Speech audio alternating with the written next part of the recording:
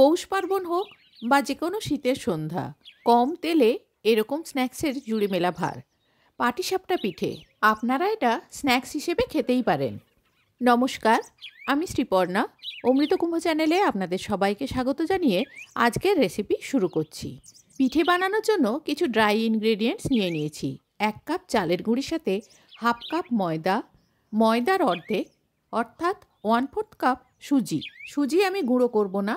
কেউ যদি মনে করেন গুঁড়ো করতে পারেন, তবে সুজিটা গুঁড়ো করলে খুব মিহি হয়ে যায়, ক্রাঞ্চি ভাবটা কমে যায়। আর দিচ্ছি খুব সামান্য পরিমাণ নুন, 1 চামচের 8 ভাগের 1 ভাগ নুন ব্যবহার করেছি। এবারে শুকনো উপকরণগুলো সব ভালো করে মাখিয়ে নিয়ে দিয়ে দিচ্ছি এর মধ্যে এই 1 হাতা পরিমাণ গুড়টা কম পরিমাণ দিলে প্যানে আটকে যাবে না। দুধ গরম করে নেওয়ার পরে রুম টেম্পারেচারে ঠান্ডা করে নিয়েছিলাম, সেই দুধ দিয়ে দিচ্ছি অল্প অল্প করে দুধ মিশিয়ে নিয়ে আর খুব সামান্য পরিমাণ জল মিশিয়ে একটা থিক ব্যাটার তৈরি করে নিচ্ছি। 3 ভাগ দুধ আর 1 ভাগ জল মিশিয়ে এরকম থিকনেসের একটা ব্যাটার তৈরি করেছি। কেউ যদি মনে করেন পুরো দুধ ব্যবহার করতে পারেন অথবা পুরো জল ব্যবহার করতে পারেন। 20 থেকে 25 মিনিট এই ব্যাটারটা রেস্টে রেখে দেবো, তখন আরও ঘন হয়ে যাবে। পরিমাণ বুঝে এটাকে জল মিশিয়ে খানিকটা পাতলা করে ব্যবহার করতে হবে। ঢাকা দিয়ে 25 মিনিট রেখে দেওয়ার পরে কতটা ঘন হয়েছে আপনাদের দেখাচ্ছি। ব্যাটার রেস্টে রেখে পাটিসাপটার পুর বানিয়ে নিতে পারেন। ঝটপট পাটিসাপটা বানানোর জন্য পুরটা আমি আগেই বানিয়ে রেখেছিলাম। নারকেলের পুর বানিয়ে এয়ারটাইট কন্টেনারে ফ্রিজে রেখে দিয়েছিলাম। আর পাটিসাপটা বানানোর জন্য ব্রাশ ব্যবহার করতে পারেন অথবা এরকম বেগুনের বোটা কেটে ব্যবহার করতে পারেন। এখন আপনাদের পুর বানানোটা দেখাচ্ছি। পুর বানানোর জন্য নারকেল কোড়া নিয়েছি। মিডিয়াম টু লো ফ্লেমে একটা কড়াই বসিয়েছি, তাতে গুড় নিয়েছি। আমি এখানে খেজুর গুড়ের পাটালি নিয়েছি। পাটালিটা আস্তে আস্তে গরমে গলতে শুরু করেছে। এখানে আমি 2.5 কাপ গুড় নিয়েছি। নারকেলের পরিমাণ বেশি হলে গুড়ের পরিমাণ বেশি হবে। আপনারা যদি কম নারকেলে করেন তাহলে গুড়ের পরিমাণটা কম নেবেন।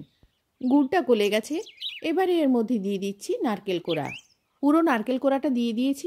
এবারে খুন্তি দিয়ে নারকেল কোড়ার সাথে গুড়টা মেশাতে থাকবো। মিডিয়াম টু লো ফ্লেমে নারকেলের সাথে গুড়টা পাক দিতে থাকবো।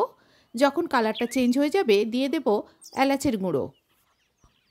এলাচের গুঁড়ো মিশিয়ে নিয়ে আরও মিনিট 5-6 নাড়াচাড়া করে নেব। পুর বানানো হয়ে গেলে গ্যাসটা অফ করে ঠান্ডা করে এয়ারটাইট কন্টেনারে ভরে ফ্রিজে রেখে দিচ্ছি। যে কোনো ধরনের পিঠে বানাতে এই পুর ব্যবহার করতে পারেন। মিডিয়াম ফ্লেমে গ্যাসে একটা তাওয়া বসিয়ে তাওয়াটা গরম হলে বেগুনের বোটার সাহায্যে খুব সামান্য পরিমাণ তেল মাখিয়ে নিলাম। 1 হাতা ব্যাটার দিয়ে ব্যাটারটা হাতার সাহায্যে ছড়িয়ে গোল করে নিলাম। গোল করে বানানো রুটির ওপর দিকটা শুকিয়ে গেলে নারকেলের পুরটা দিয়ে দিলাম।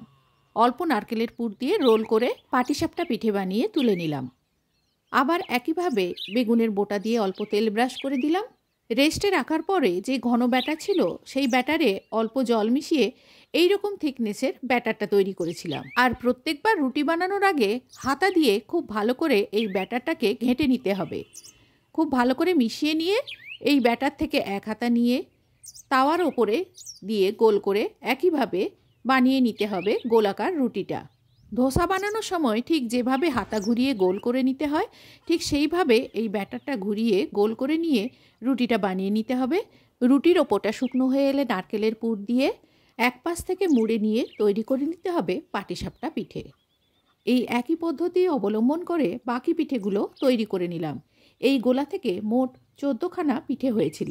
ব্যাটার থেকে বানানো রুটি আমি অনেক বড় আকারের বানিয়েছিলাম। আপনারা যদি ছোট আকারের বানান তাহলে সংখ্যায় অনেকগুলো বানাতে পারবেন। পাটিসাপটা ফোল্ড করার জন্য একটা চামচের ব্যবহার করেছিলাম। ব্যাটার বানানোর সময় গুড়ের বদলে চিনির ব্যবহার করলে অবশ্যই চিনিটা গুঁড়ো করে নেবেন। ব্যাটারে মিষ্টির পরিমাণ কম রাখলে কখনো প্যানে আটকে যাবে না।